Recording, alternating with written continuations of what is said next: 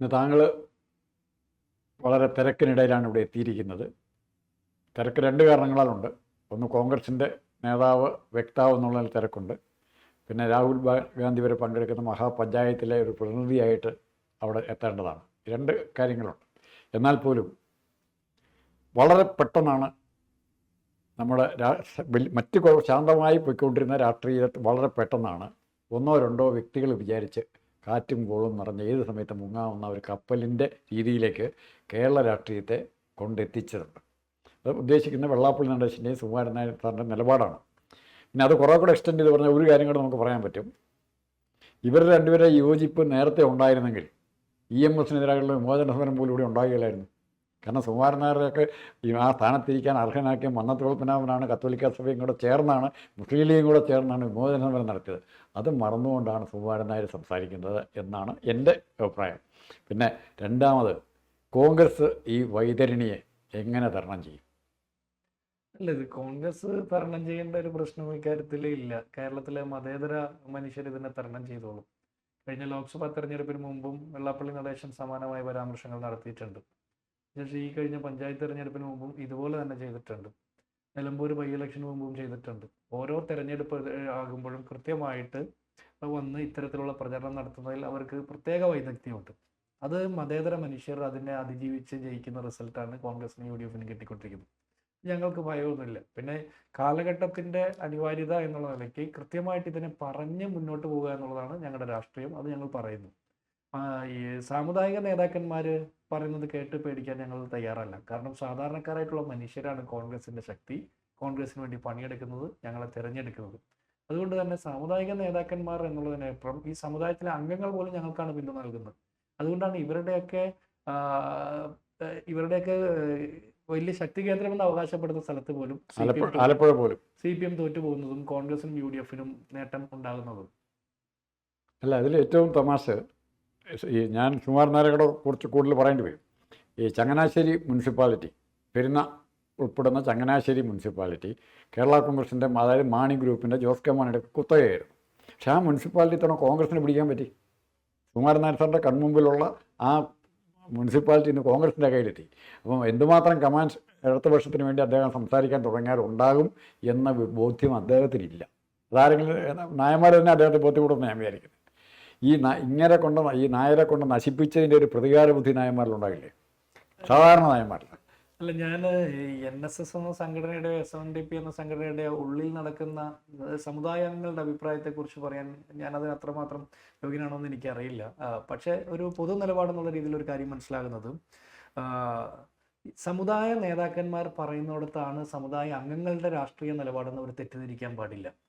കാരണം കഴിഞ്ഞ 9.5 കൊല്ലമായി കേരളത്തിൽ പിണറായി വിജയൻ സർക്കാർ ഭരിക്കുന്നു. എപ്പോഴെങ്കിലും ഈ സർക്കാരിനെതിരായിട്ട് ഒരു അഭിപ്രായം പറയാൻ ഇവർക്ക് ആർജവം ഉണ്ടായിട്ടുണ്ട്? ശബരിമലയിലെ സ്വർണ്ണക്കൊള്ള പുറത്തു വന്നിട്ട് പോലും ഈ നിമിഷം വരെ അത് 6 വർഷക്കാലം മൂടിവെച്ച സർക്കാരിനെതിരെ ശക്തമായ ഒരു അഭിപ്രായം പറഞ്ഞില്ല എന്ന് മാത്രമല്ല, ഇപ്പോഴും ഈ സർക്കാരിൽ വിശ്വാസമുണ്ടെന്നാണ് ഇവരെല്ലാം പറയുന്നത്. ശബരിമലയിലെ ശാസ്താവിൻ്റെ സ്വർണം കടത്തിയ CPMൻ്റെ നേതാക്കന്മാരിൽ നയിക്കുന്ന സർക്കാരിൽ വിശ്വാസമുണ്ടെന്ന് പറയുന്ന സാമുദായിക നേതാക്കന്മാരുടെ ഒപ്പമല്ല സമുദായാംഗങ്ങൾ. ആൾക്കാർക്ക് ഒരു സംശയമില്ല.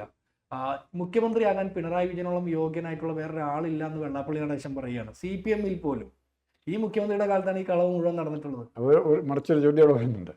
വെള്ളാപ്പള്ളിയുടെ ആ അനുഗ്രഹം, അല്ലെ സുകുമാരൻ നായരുടെ രണ്ടുപേരും ഇപ്പം രണ്ടുപേരും ഒറ്റ ഇതാണല്ലോ, ആ അനുഗ്രഹം പിണറായിക്ക് ലാഭമായിരിക്കും നഷ്ടമായിരിക്കും? ഞാൻ അതിനൊരു അനുഗ്രഹം എന്ന് പറയാൻ ഞാൻ ആഗ്രഹിക്കുന്നില്ല. ആ നിലപാട്, അതായത് ഇപ്പോൾ പറയുന്ന നിലപാട്, പിണറായി വിജയനെ പിന്തുണച്ചുകൊണ്ട് പറയുന്ന നിലപാട്, അത് പിണറായി വിജയന് ചിലപ്പോൾ ഗുണകരമായിരിക്കും. പക്ഷെ CPMന് അത് വല്ലാത്ത ദോഷം ചെയ്യും. ഈ സർക്കാരിൻ്റെ അവസാനത്തിലേക്ക് പോകുന്ന കുറേ അഭിപ്രായങ്ങൾ ഇതെല്ലാം. കാരണം ഇപ്പോൾ കഴിഞ്ഞ ദിവസമാണ് മലപ്പുറത്ത് ഒരു സ്കൂളിൽ പോകുന്ന കുട്ടിയെ തെരുവുനായി ആക്രമിച്ചപ്പോൾ ഒരു മനുഷ്യൻ രക്ഷപ്പെടുത്തി. ആ മനുഷ്യൻ കടിയേറ്റു വാങ്ങുന്ന കണ്ടു. ആരും ഇത് കാണുന്നില്ല. കേരളത്തിലെ എമ്പാടും തെരുവുനായി ആക്രമണം നടക്കുന്നുണ്ട്. സുപ്രീം കോടതി വരെ അഭിപ്രായം പറയുന്നു. ഈ തെരുവുനായയുടെ കടിയേറ്റ് ചെല്ലുന്ന മനുഷ്യർ വാക്സിൻ എടുത്തിട്ട് മരണപ്പെടുന്ന സാഹചര്യം. ആരോഗ്യ മേഖലയിലെ തകർച്ചയുണ്ട്. അതിഗുരുതരമായിട്ടുള്ള ദാരുണമായിട്ടുള്ള അവസ്ഥയാണ് ആരോഗ്യ മേഖലയുമായി ബന്ധപ്പെട്ട് നിൽക്കുന്നത്. ഒരു സമുദായ നേതാവ് അഭിപ്രായം പറയുന്നില്ല. ഇന്ത്യയിലെ ഏറ്റവും വലിയ വിലക്കയറ്റം ഈ സംസ്ഥാനത്താണ്. സപ്ലൈകോ പരാജയമാണ്. സിവിൽ സപ്ലൈസ് വകുപ്പ് പരാജയമാണ്, സംസ്ഥാന സർക്കാർ അമ്പ പരാജയമാണ്. ഒരു അഭിപ്രായമില്ല. തൊഴിലില്ലായ്മയുണ്ട്, വിലക്കയറ്റമുണ്ട്, ദാരിദ്ര്യമുണ്ട്, പട്ടിണിയുണ്ട്. ജയിലിലെ കുറ്റവാളികൾക്ക് 600 ചില്ലാൻ രൂപ ശമ്പളം കൂട്ടിക്കൊടുക്കുമ്പോൾ, കൂലി വർദ്ധിപ്പിക്കുമ്പോൾ ആശാ വർക്കർമാർ 260 ദിവസത്തോടെ സമരം ചെയ്തു, പെരുവഴി കിടക്കുക. പെരുവഴി കിടന്ന്. ഇവരാരും ഇത് കണ്ടില്ല. ഇന്നലത്തെ മനോരമയുടെ പടം ഉണ്ടല്ലോ അവിടുത്തെ ഊരിലെ, അതെ അതെ അതാണ് യഥാർത്ഥ കേരളം. അതെ, ഇവരാരും പറയുന്നില്ല. ആറളം ഫാമിലെ മനുഷ്യരുമായി ബന്ധപ്പെട്ട വിഷയം, അവർ തോട്ടുംപള്ളിയിൽ താമസിക്കുന്നതുമായി ബന്ധപ്പെട്ട വിഷയമൊക്കെ. ഞാൻ പറയുന്നത് സാധാരണ മനുഷ്യരുടെ സങ്കടങ്ങളുമായി ബന്ധപ്പെട്ട വിഷയത്തിൽ എപ്പോഴെങ്കിലും ഇവർ അഭിപ്രായം പറയുന്നുണ്ടോ? ഒരു അഭിപ്രായം പറയുന്നില്ലെന്ന് മാത്രമല്ല, ഇവരുടെ സ്ഥാപിത താല്പര്യത്തിനും സ്വാർത്ഥ താല്പര്യത്തിനും വേണ്ടിയിട്ട് ഇവർ സർക്കാരിനെ പിന്തുണയ്ക്കുകയും ഈ സർക്കാരിനെതിരെ ജനപക്ഷത്ത് നിന്ന് സമരം ചെയ്യുന്ന പ്രതിപക്ഷത്തെയാണ് ആക്രമിക്കുന്നത്. അതൊരു വല്ലാത്തൊരു ദുരവസ്ഥ. കാരണം സാധാരണ ഇത്തരം നേതാക്കന്മാരൊക്കെ ഭരിക്കുന്ന സർക്കാരിനെതിരായിട്ടാണ് ഭരണത്തിന്റെ സമയത്ത് സംസാരിക്കുന്നത് നമ്മൾ പൊതുവെ കാണാറ്. പക്ഷേ ഈ സർക്കാരിന്റെ ദുഷ്ചെയ്തികൾക്കെതിരെ സമരം ചെയ്ത പ്രതിപക്ഷത്തെ അറ്റാക്ക് ചെയ്യാൻ വേണ്ടി ഇവർ ഒന്നിക്കുന്നു. അവരെ ഒന്നിക്കുകയോ അവർ അഭിപ്രായം പറയുകയോ എന്ത് വേണമെങ്കിലും ചെയ്തോട്ടെ, പക്ഷേ വർഗീയത പറയാനായിട്ട് സമ്മതിക്കില്ല.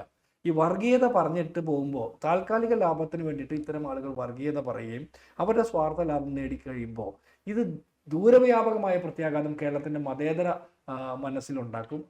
അവർക്ക് പറ്റില്ല. ഞാൻ യുക്തിക്ക് നിരക്കാത്ത ചില അഭിപ്രായങ്ങൾ പറയുന്നുണ്ട്. ഇപ്പോൾ സജി ചെറിയാൻ തന്നെ അത് പറഞ്ഞതിൽ ഏറ്റവും അപകടം, കാസർഗോഡ് അല്ലെങ്കിൽ മുനിസിപ്പാലിറ്റിയിലെ മുസ്ലിങ്ങൾ മാത്രം ജയിക്കുന്നു, മലപ്പുറത്ത് മുസ്ലിങ്ങൾ മാത്രം, അത് പറയുന്ന അതേ നാണയത്തിൽ തിരിച്ചിങ്ങോട്ട് പറയാൻ പറ്റും. തിരുവനന്തപുരം ജില്ല നായർ ഡൊമിനേറ്റഡ് ഏരിയയാണ്, കൂടുതൽ നായന്മാരെ ജയിച്ചുകൊണ്ടിരിക്കുന്നത്. മുസ്ലിംസ് വളരെ കുറച്ചേ ജയിച്ചിട്ടില്ലെന്ന് ഉണ്ടോയെന്ന് പോലും അറിയത്തില്ല. എമോസിനെ മറ്റൊരു പ്രാവശ്യം ജയിച്ചിട്ടുണ്ട്, കഴക്കൂട്ടം ജയിച്ചിട്ടുണ്ട്. അതല്ലാതെ അങ്ങനെ വളരെ ചുരുക്കമേ ഉള്ളൂ. എൻ്റെ തിരുവനന്തപുരത്തെ നായർക്ക് ചെയ്യുന്ന അതേ പ്രക്രിയ തന്നെയാണ് മലപ്പുറത്തെ മുസ്ലിമും ചെയ്യുന്നത്. അവിടെ അവരെ പാർട്ടിയുടെ പ്രവർത്തനം മുഴുവൻ ആരായിരിക്കും? ഇപ്പം മലപ്പുറത്തെ ഏത് പാർട്ടിയുടെയും പ്രവർത്തനം മുസ്ലിം ലീഗ് അല്ലെ മുസ്ലിംസ് ആയിരിക്കും. ഇപ്പോൾ സ്ഥാനാർത്ഥിയാക്കേണ്ട ആരാക്കണ്ടേ? സംവരണം കൊടുക്കണം അവിടെ മലപ്പുറത്ത്, നായർക്ക് അല്ലെ ക്രിസ്ത്യാനിക്ക് സംവരണം. അതെല്ലാവരും ഇപ്പോൾ പാലായിൽ ആരെന്നല്ല സ്ഥാനാർത്ഥിയാക്കുന്നവരെ പാലായിൽ. അല്ല, എനിക്ക് അതിലൊരു അഭിപ്രായം ചോദിക്കാനുള്ളത്, AM ഷംസീർ സ്പീക്കറാണല്ലോ, അദ്ദേഹം CPM-ന്റെ MLA കൂടിയാണ്. അദ്ദേഹം ജയിച്ചത് മുസ്ലിം ആയതുകൊണ്ടാണോ മാർക്സിസ്റ്റ് പാർട്ടിക്കാരനായതുകൊണ്ടാണോ? സജി ചെറിയാൻ ഒരു ക്രൈസ്തവനാണ്. സജി ചെറിയാൻ ജയിച്ചത് മാർക്സിസ്റ്റ് പാർട്ടിയുടെ നേതാവായതുകൊണ്ടാണോ ക്രിസ്ത്യാനി ആയതുകൊണ്ടാണോ? ക്രിസ്ത്യാനി അവിടെ ജയിക്കുന്ന മനുഷ്യരുടെ മതം തിരയാന്ന് വീണ ജോർജ്. അപ്പോ ജയിക്കുന്ന മനുഷ്യരുടെ മതം തിരയാന്ന് പറഞ്ഞാൽ അതൊരു രാഷ്ട്രീയ അല്പത്തമാണ്.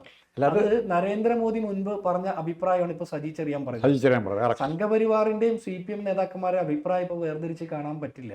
അത് ജമാഅത്തെ ഇസ്ലാമിയുമായി ബന്ധപ്പെട്ട വിഷയത്തിൽ AK ബാലൻ പറഞ്ഞതായിക്കോട്ടെ, അല്ലെങ്കിൽ വിജയരാഘവൻ പറയുന്നതായിക്കോട്ടെ, ഇപ്പൊ സജി ചെറിയാൻ പറയുന്നതായിക്കോട്ടെ, ഇത് പച്ചയായ വർഗീയത പറയുകയാണ്.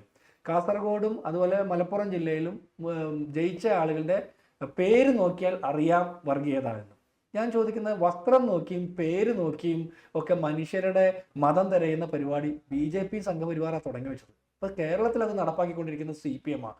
BJP-യേക്കാൾ വലുതായിട്ട് സംഘപരിവാറിനേക്കാൾ വലിയ രീതിയിൽ പ്രത്യക്ഷത്തിൽ വർഗീയത പറയുന്നത് CPM നേതാക്കന്മാരാണ്. CPM-ന്റെ സംസ്ഥാന സെക്രട്ടറിക്ക് പോലും സജി ചെറിയാനുമായി ബന്ധപ്പെട്ട് ഈ അഭിപ്രായത്തിൽ ഒരു അഭിപ്രായം പറയും ഇതുവരെ പറ്റിയിട്ടില്ല. അതിൻ്റെ കാരണം എന്താണെന്ന് വെച്ചാൽ, ജമാഅത്തെ ഇസ്ലാമി ആഭ്യന്തര വകുപ്പ് ഭരിക്കുമെന്ന് AK ബാലൻ പറഞ്ഞപ്പോൾ ബാക്കി എല്ലാവരും തള്ളിയപ്പോൾ പിണറായി വിജയൻ പിന്തുണച്ചു. MV ഗോവിന്ദൻ പോലും ഒരു ഘട്ടത്തിൽ തള്ളി പറയുകയും പിന്നെ മിണ്ടാതിരിക്കുകയും ചെയ്തു. അപ്പൊ ഇത് വർഗീയത പറഞ്ഞ് ജയിക്കാമെന്ന് ഇവർ തെറ്റിദ്ധരിക്കുകയാണ്. പഴയൊരു പ്രസംഗമുണ്ടല്ലോ, പണ്ട് ഇവർ ഉപയോഗിച്ചിട്ടുണ്ട്. ഹിന്ദു വോട്ട് കിട്ടാൻ വേണ്ടി കുഞ്ഞുമാണി, കുഞ്ഞുകുഞ്ഞ്, കുഞ്ഞാലിക്കുട്ടി, ഈ 3 കൂവാണ് കേരളം ഭരിക്കുന്നത് എന്നുണ്ട്. ഇതേ വാദം വേറെ മറ്റൊരു രീതിയിൽ മോഡിഫൈഡ് ആയിട്ട് അവർ നേരത്തെ ഉപയോഗിച്ചിട്ടുള്ളതാണ്. അപ്പോൾ ഈ കളിയിൽ ലാഭം അവർക്കറിയാം. പല പ്രാവശ്യം ചെയ്തിട്ടുണ്ട്. EMS കൊണ്ട് ശരീരത്തിനെതിരായിട്ട് ഭയങ്കര പ്രശ്നം ഉണ്ടാക്കിയിട്ടുണ്ട്.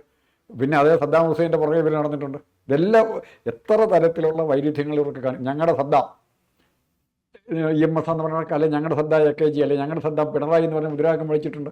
അല്ല, ഈ CPM-നെ സംബന്ധിച്ചിടത്തോളം ഉളുപ്പില്ലായ്മ അവരുടെ മുഖമുദ്രയാണ്. കാരണം ഇറാഖിലെ കമ്മ്യൂണിസ്റ്റുകളെ വേട്ടയാടി കൊന്നു കളഞ്ഞ ഭരണത്തിന്റെ പേരാണ് സദ്ദാം ഹുസൈൻ.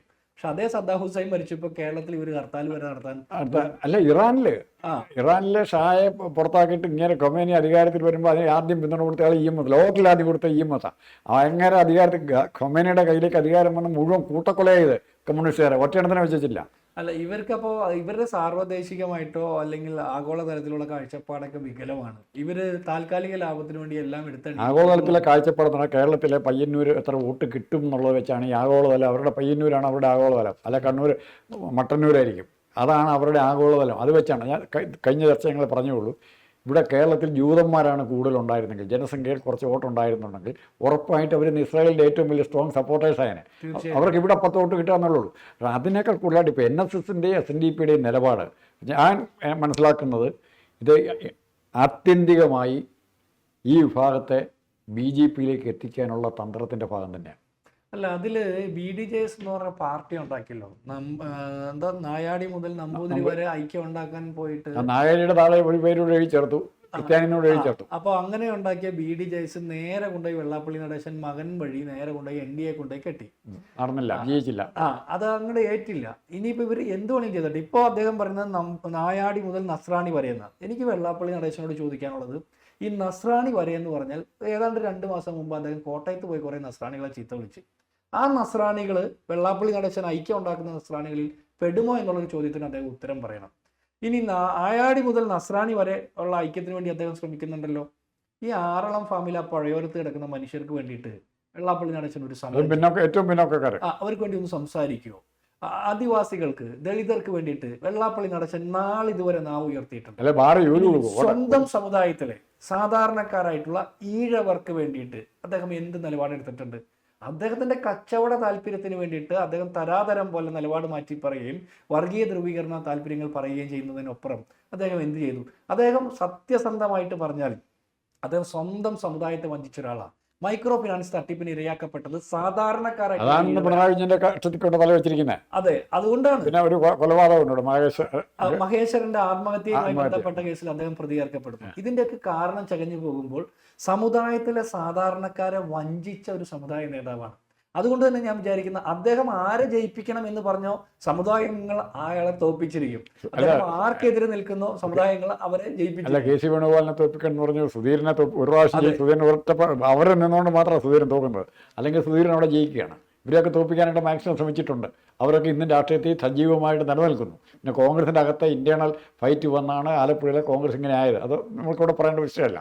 അല്ല, അതിൽ ഞാൻ മനസ്സിലാക്കുന്നത് വെച്ചാൽ അതുകൊണ്ടാണ് സമുദായ അംഗങ്ങൾ അദ്ദേഹത്തിന്റെ കൂടെ ഉണ്ടെന്നുള്ളത് തെറ്റിദ്ധാരണ. പണത്തിന്റെ ബലത്തിൽ അല്ലെങ്കിൽ സംഘടിതമായ ചില കായിക ബലത്തിന്റെ ബലത്തിലൊക്കെ അദ്ദേഹം പലതും ഒക്കെ ആകുന്നുണ്ടാവും, പലതും മിടുക്കൊണ്ടെന്ന് തെളിയിക്കുന്നുണ്ടാവും. പക്ഷെ ആ തിണ്ണമിടിക്കിനപ്പുറം സാധാരണക്കാരായിട്ടുള്ള സമുദായങ്ങൾ അദ്ദേഹത്തിന് എതിരാണെന്നുള്ളതിന്റെ വ്യക്തമായ ചിത്രം പിന്തുണയ്ക്കുന്നവർ തോൽക്കുകയും അദ്ദേഹം എതിർക്കുന്നവർ ജയിക്കുകയും ചെയ്തതാണ്. അതായത് സമുദായ അംഗങ്ങൾ അദ്ദേഹത്തിന് എതിരാണ്. അദ്ദേഹം സമുദായ അംഗങ്ങൾക്ക് വേണ്ടി ഒന്നും തന്നെ ചെയ്യുന്നില്ല എന്നുള്ളതാണ്. ഏതെങ്കിലും സ്ഥാപനത്തിന്റെ നടത്തിപ്പ്, അതുമായി ബന്ധപ്പെട്ട തട്ടിപ്പ്, അതിനുവേണ്ടി സർക്കാരിനെ പിന്തുണയ്ക്കുന്നു, കേസുകളിൽ നിന്ന് രക്ഷപ്പെടാൻ വേണ്ടി ശ്രമിക്കുന്നു. ഇങ്ങനെ വർഗീയത പറയുന്ന ഒരാളെ സംസ്ഥാനത്തെ ആഭ്യന്തര വകുപ്പ് മന്ത്രി തന്നെ സംരക്ഷിച്ചു നിർത്തുന്നു. അതായത് തട്ടിപ്പ് കേസിൽ, വിജിലൻസ് കേസിൽ, ആത്മഹത്യാ പ്രേരണ കേസിലൊക്കെ പ്രതിയാക്കപ്പെട്ട ഒരാളെ ആഭ്യന്തരമന്ത്രിയുടെ കാറിൽ കൊണ്ട് നടക്കുക. അയാൾ നിരന്തരം വർഗീയത പറയുമ്പോൾ അതിനെ എൻഡോഴ്സ് ചെയ്യുന്നു കേരളത്തിന്റെ മുഖ്യമന്ത്രി. അതിനെയാണ് നമ്മൾ എതിർക്കുന്നത്. അല്ലാതെ ഏതെങ്കിലും ഒരു സംഘടനയോ സംഘടനയുടെ തലപ്പത്തിരിക്കുന്ന നിലപാടുകളെ നമ്മൾ എതിർക്കണം. വർഗീയ നിലപാടുകളെ നഖശിഖാന്തം എതിർക്കേണ്ടത് മതേതര കേരളത്തിന്റെ ആനുകാലിക ആവശ്യമാണ്. അത് കൃത്യമായിട്ട് കോൺഗ്രസ് ചെയ്യുന്നു, പ്രതിപക്ഷ നേതാവ് ചെയ്യുന്നു. എൻ്റെ കാഴ്ചപ്പാടെന്ന് പറഞ്ഞാൽ ഈ ഇതൊരു സമരം തന്നെ ശരിക്കും. ഇതാണ് ഇപ്പോൾ കുറച്ച് നാളെ ഐഡിയോളജിക്കൽ ഇപ്പോൾ കുറേ വിഷയങ്ങൾ നമുക്ക് പൊതുമണ്ഡലത്തിലേക്ക് പൊതുപ്രവർത്തന സദാചാരബോധം, ഇത്തരം വർഗീയമായ കാഴ്ചപ്പാടുകൾ, ഇതെല്ലാം നാളെ ചർച്ച ചെയ്യാൻ പറ്റുന്ന ഒരു അവസരങ്ങൾ ഇപ്പോൾ ഉണ്ടായി വരുന്നുണ്ട്. ഈ സമരത്തിൽ VD സതീശൻ തോക്കാൻ പാടില്ല. VD സതീശൻ തോക്കാൻ പറഞ്ഞാൽ VD സതീശനല്ല തോക്കുന്നത്, കോൺഗ്രസ്സാണ് തോക്കുന്നത്, കോൺഗ്രസിൻ്റെ സ്പിരിറ്റാണ് തോക്കുന്നത്. അത് അനുവദിക്കാൻ പാടില്ല. അതിനെന്ത് ചെയ്യാൻ നമുക്ക് പറ്റും? അല്ല, ഞാൻ പറഞ്ഞല്ലോ, ഈ വർഗീയ ധ്രുവീകരണത്തിൽ ഇപ്പോൾ ഇന്ത്യയിലും മറ്റു പല സംസ്ഥാനങ്ങളിൽ ഇത് ആദ്യകാലഘട്ടത്തിലൊക്കെ പറയുമ്പോൾ പലരും കണ്ണടയ്ക്കുന്നു, അവഗണിക്കുന്നു, അശ്രദ്ധയോടെ അതിനോട് ഇടപെടുന്ന സാഹചര്യം ഉണ്ടായി. കേരളത്തിൽ അങ്ങനെ വന്നുകൂടാ. പലപ്പോഴും അങ്ങനെ പലരുടെയും ഭാഗത്തു നിന്നുള്ള അവഗണന കൊണ്ടാണ് ഇത്രയൊക്കെ വളരാൻ ഇവർക്ക് സാധിച്ചത്. VD സതീശന്റെ പരാജയമല്ല. VD സതീശൻ ഈ പോരാട്ടത്തിൽ പരാജയപ്പെട്ടാൽ VD സതീശന്റെ ഏകമായിട്ടുള്ള പരാജയമോ കോൺഗ്രസിന്റെയോ മാത്രം പരാജയമല്ല, മതേതര കേരളത്തിന്റെ പരാജയം. നാളെ ഞാനൊന്ന് തലകറങ്ങി വീണാൽ എനിക്ക് വെള്ളം എടുത്തു തരാൻ പറ്റുന്ന ആളുടെ മതം തരേണ്ട ഗതികേടിലേക്ക് നമ്മുടെ സമൂഹം പോകും. നാളെ നമ്മൾ ഭക്ഷണം കഴിക്കുന്ന ചായക്കട നടത്തുന്ന ആളുടെ ഉടമസ്ഥന്റെ മതം തരയുന്ന ഗതികേടിലേക്ക് പോകും. അത് പോയിക്കൂടാ. ഉത്തർപ്രദേശിൽ ഉണ്ടായതാണ്. അതായത് ഒരു ബ്രാഹ്മൺ പോകുമ്പോൾ നടന്നു പോകുമ്പോൾ വയസ്സായ മനുഷ്യനാണ്, ഇയാൾ തലകറങ്ങി വീണു. ആരും തിരിഞ്ഞു നോക്കുന്നില്ല. ഒരു സൈക്കിൾ റിക്ഷയുള്ളൂ. സൈക്കിൾ റിക്ഷക്കാരൻ വന്നപ്പോൾ ഇറങ്ങി എന്നാ നോക്കി ഇയാളെ എടുത്ത് ഇതേ കയറ്റി ആശുപത്രി കൊണ്ടുവന്ന് നോക്കുകയാണ്. അപ്പോൾ ഇയാളെ എടുത്ത് ബുക്ക് ചെയ്ത് സൈക്കിൾ റിക്ഷയിൽ ഇരുത്തുന്ന സമയത്ത് ഇയാളുടെ പൂണൂൽ പൊട്ടിപ്പോയി. സൈക്കിൾ റിക്ഷക്കാരൻ മുസ്ലിമാണ്. 4-5 പേരൊന്ന് ആ പ്രശ്നത്തിൽ പൂണൂല് പൊട്ടിച്ച ഇഷ്യൂ വലിയ വിഷയമായി ചത്തുപോയി. അതാണ് അത്തരം ഡെവലപ്മെൻറ്റിലേക്കാണ് വരാൻ പോകുന്നത്. കേരളത്തിലെ ഒരു പ്രസംഗം അവിടെ ശ്രദ്ധിച്ചോണം. അത് വെള്ളാപ്പള്ളിയും സുകുമാരൻ നായരും പിണറായി വിജയനും കേൾക്കേണ്ട പ്രസംഗമാണ് ഇപ്പോൾ മോഡിയുടെ പ്രസംഗം. അഹമ്മദാബാദ് കോർപ്പറേഷൻ പിടിച്ചിട്ടാണ് ഞങ്ങൾ ഗുജറാത്ത് പിടിച്ചതെന്ന്. ആ രീതിയിലാണ് കേരളം പിടിക്കാനുള്ള തയ്യാറെടുപ്പ് നടത്തുന്നെങ്കിൽ, അതിൻ്റെ മുന്നൊരുക്കങ്ങളാണ് ഇവരുടെയൊക്കെ പ്രസ്താവനകളെങ്കിൽ തീർച്ചയായിട്ടും ജാഗ്രത എന്ന് പറഞ്ഞാൽ 100% ജാഗ്രതയോടെ കേരളം കാത്തിരുന്നില്ലേ ഒന്നും ഇവിടെ നടക്കാൻ പോകുന്ന എന്താണെന്ന് കാത്തിരുന്ന് കാണാം. അല്ല, അതിൽ ഇപ്പോൾ രാജേന്ദ്രൻ BJP പോയല്ലോ. CPM-കാരുടെ ഒരു കരച്ചിലോ വിലാപോ പല്ലുകടിയോ ഒന്നും നമ്മൾ കാണുന്നില്ല.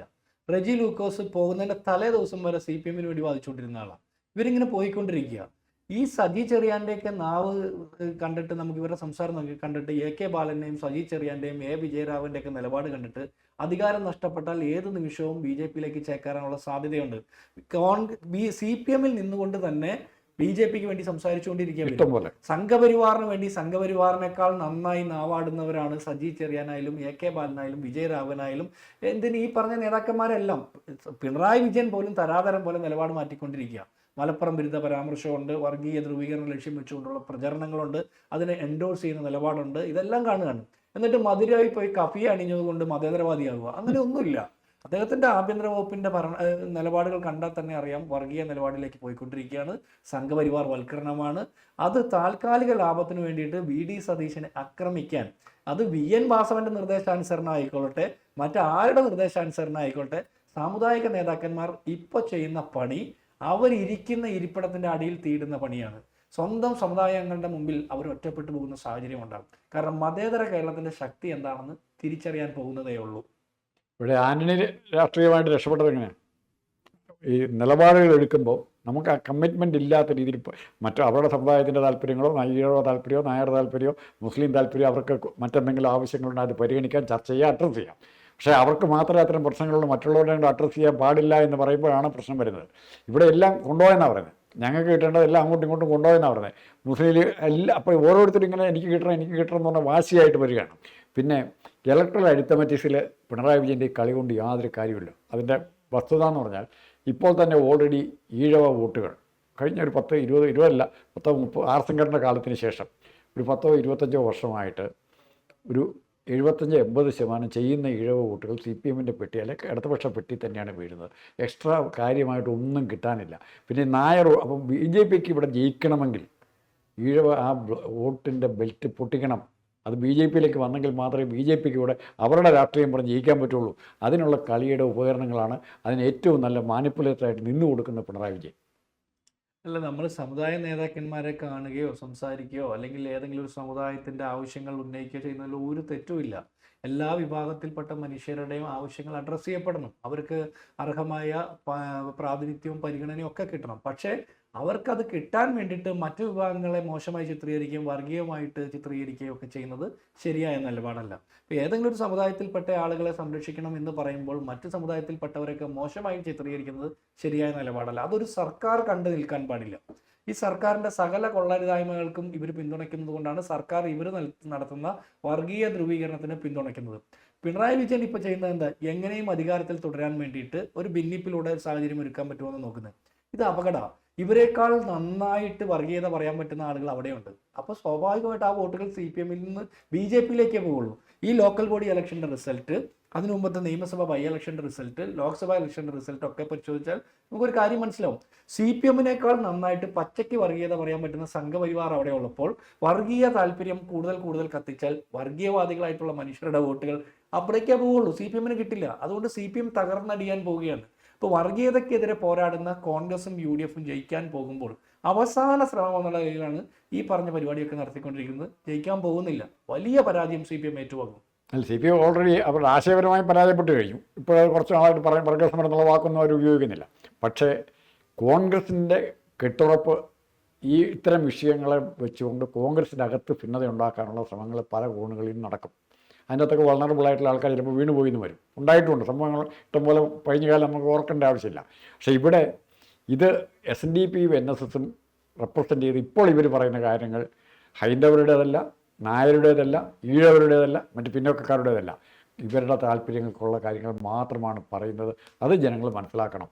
ഇവര് പറയുന്നത് സമുദായങ്ങളുടെ ആവശ്യങ്ങളും അല്ല. ശരിക്കും പറഞ്ഞാൽ ഇവര് പറയുന്നത് ഈ സമുദായ നേതാക്കന്മാരുടെ വ്യക്തി താല്പര്യവും സ്വാർത്ഥ താല്പര്യവും മാത്രമാണ്. സമുദായങ്ങൾക്ക് വേണ്ടിയാണെങ്കിൽ സമുദായങ്ങളെ ബാധിക്കുന്ന വിഷയമല്ലേ വിലക്കയറ്റം, തൊഴിലില്ലായ്മ, പട്ടിണി, ദാരിദ്ര്യം, ഈ പെൻഷൻ, റേഷൻ, ഇതൊക്കെ ബാധിക്കുന്നുണ്ടല്ലോ. ഇതൊന്നും പറയുന്നില്ല. ഇവരുടെ വ്യക്തിപരമായിട്ടുള്ള കച്ചവട താല്പര്യങ്ങൾക്ക് വേണ്ടി വർഗീയത പറയുന്നതിനാണ് ഞങ്ങൾ എതിർക്കുന്നത്. അല്ലാതെ ഞങ്ങൾക്ക് ഇവരോട് പ്രത്യേകിച്ച് ഒരു എതിർപ്പുമില്ല. നമ്മളെ സംബന്ധിച്ചിടത്തോളം മതേതര അധികാരം കിട്ടുക എന്നുള്ളതൊക്കെ പിന്നത്തെ കാര്യമാണ്. ആദ്യത്തെ പ്രശ്നം നമ്മുടെ കേരളം ഇതുപോലെ മതേതര കേരളമായിട്ട് നിലനിൽക്കുക എന്നുള്ളതാണ്. അതിനെ തുരങ്കം വെക്കാനുള്ള ഒരു ശ്രമത്തെയും കണ്ണടച്ച് നമുക്ക് അവഗണിക്കാൻ പറ്റില്ല. വോട്ടിൻ്റെ വ്യത്യാസം പാർലമെൻറ്റ് ഇലക്ഷൻ കിട്ടിയ വോട്ടെന്ന് പറയാൻ മതേതര കേരളത്തിനുള്ള വോട്ടും കൂടിയാണ്. ആ അടുത്ത വർഷത്തേക്കാൾ 10,000-15,000 വോട്ടുകൾ വെച്ചാണ് കൂടിയത് പാർലമെൻറ്റ് ഇലക്ഷൻ കൂടിയത്. അത്തരം ഒരു പ്രതിഭാസം ഇവിടെ കേരളത്തിൽ വരാൻ പോകുക, അസംബ്ലിയിൽ വരാൻ പോകുന്ന ആ പാർലമെൻറ്റ് ഇലക്ഷൻ കിട്ടിയ പാറ്റേണിലേക്ക് തന്നെ കേരളത്തിൻ്റെ വോട്ടിംഗ് പാറ്റേൺ മാറാനുള്ള സാധ്യതയുണ്ടെന്ന് ഞാൻ വിശ്വസിക്കുന്നു. നമസ്കാരം.